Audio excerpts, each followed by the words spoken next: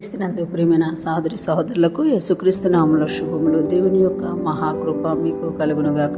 ఈరోజు దేవుడు మనకిచ్చిన మాట ద్వితీయోపదేశకాండము 18వ అధ్యాయం 14వ వచనం. నీవు స్వాధీనపరుచుకొని పోవు జనములు మేఘశకునములను చెప్పు వారి మాటలను శోధిగాండ్రి మాటను విందురు. నీ దేవుడైన యెహోవా నిన్ను అలాగున చేయనీయడు. ఈ మాటలు మనము ద్వితీయోపదేశకాండంలో మోషే గారు ఇశ్రాయేలుకి చెప్తున్నట్టుగా మనం చూడగలమంట. ఇక్కడ మనం చూసుకుంటే నీవు స్వాధీనపరచుకొని పోవు జనములు మేఘశకునములను చెప్పువారి మాటను శోధిగాండ్రి మాటను విందురు అంటే ఈ ఇశ్రాయేలుకి దేవుడు ఏ దేశాలనైతే ఇవ్వబోతున్నాడో, ఏ జనాలనైతే ఇవ్వబోతున్నాడో ఆ ప్రజలు ఎలా ఉంటారంట?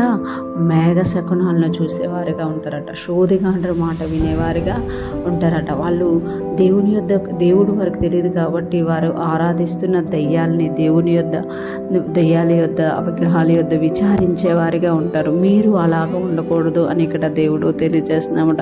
ఎందుకంటే మీరు స్వాధీనపరచుకొని పో దేశంలో ఈ పరిస్థితి ఉంది, ఇలాంటి సిచ్యువేషన్ ఉంది కనుక మీరు అలాగ చేయకూడదు అని ఇక్కడ దేవుడు తెలియజేస్తున్నామట. మరి మనం ఏం చేయాలి అనేది ఇక్కడ దేవుడు మనకి తెలియజేస్తున్నారు.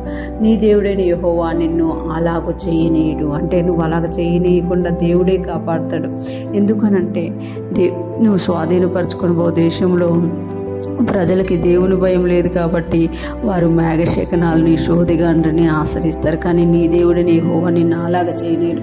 మరి ఎలాగ చేస్తాడు అని అంటే ఇక్కడ 15వ వచనంలో మనకు చెప్తున్నారు కదా, ద్వితీయోపదేశకాండం 18వ అధ్యాయం 15వ వచనంలో, హోరేబులో ఆ సమాజ దినమున నేను చావక ఉన్నట్లు మళ్ళీ నా దేవుడైన యెహోవా స్వరం నాకు వినబడునుగాక అని అంటున్నారు. హోరేబులో ఆ సమాజ దినమున నేను చావక ఉన్నట్లు మళ్ళీ నా దేవుడైన యెహోవా స్వరం నాకు వినబడునుగాక అంటే హోరేబులో ఎలాగైతే వాళ్ళు వ్యతిరేకంగా చేశారో దాన్ని చెయ్యకుండా ఆ సమాజ దినాన దేవుని స్వరం మాకు వినబడునుగాక అని ప్రార్థించుకోండి అని మోషే గారు ఇశ్రాయేలుకి నేర్పిస్తున్నట్టుగా మనం ఇక్కడ చూడగలమట. అంటే దేవుడు ప్రతి దానికి కూడా సమస్యని చెప్తున్నారు, ఆ వెంటనే సొల్యూషన్ ఇశ్రాయేలుకి చెప్తున్నామట.